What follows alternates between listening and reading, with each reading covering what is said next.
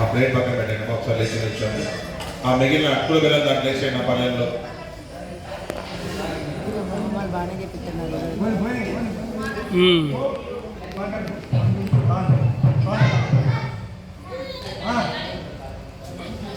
ఓం హ్రీం కృష్ణాయ గోవిందాయ గోపీజన వల్లభాయ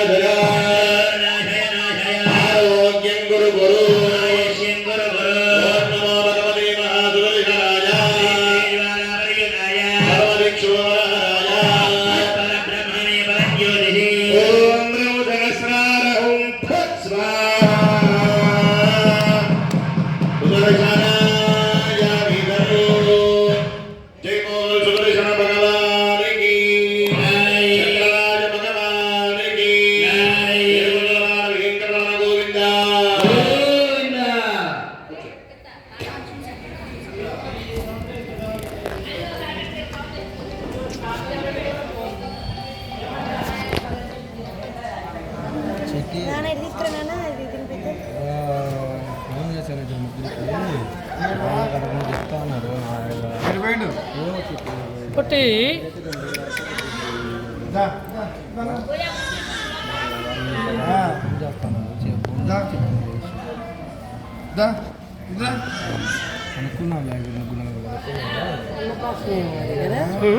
అన్నప్రాసం మనం కూడా అన్నప్రాసం ఎక్కడ చేస్తుంటాం ముట్టడికి ఇక్కడే చేసాము ఆడే ఇంకా అన్నప్రాసం ఇక్కడే చేసాము అడుగుతాడు బాగా అడుగుతాడు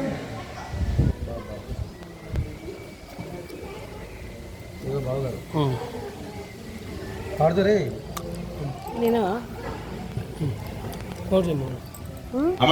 చాలా వర్ణనం పూర్తి చేసుకున్నాం. మొత్తం ఎన్ని వర్ణాలు చెప్పుకున్నాం మనం? 6 వర్ణనాల్లో మొదటి జ్వాలా వర్ణనం. జ్వాల అంటే ఏంటిది? తేజస్సు.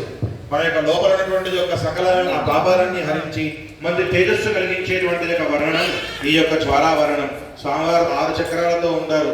అచక్ర, విచక్ర, సుచక్ర, సూర్య చక్ర, జ్వాలా చక్ర, సుదర్శన చక్ర, అలాంటి చక్రాలతో స్వామివారు ఉంటారు. దాంట్లో మొదటి వర్ణం జ్వాలావరణ విశేషం ఏంటి అంటే మన అజ్ఞానం కలిసిన పాపాలని తినకూడని మట్టిని లోపల ఉన్నటువంటి యొక్క పాపాలను హరించేటువంటి యొక్క శ్లోకము ఈ యొక్క జ్వాలావరణ శ్లోకం. అలా జ్వాలావరణంలో 24 శ్లోకాల మొదటి అధ్యాయంలో పూర్తి చేసుకున్నాం. ఇక రెండవది నేమి వర్ణనం అనేటువంటి ఒక కార్యాన్ని మనం ప్రారంభం చేస్తున్నాం. నేమి అంటే ఇష్టకామ్యాలు అని అర్థం.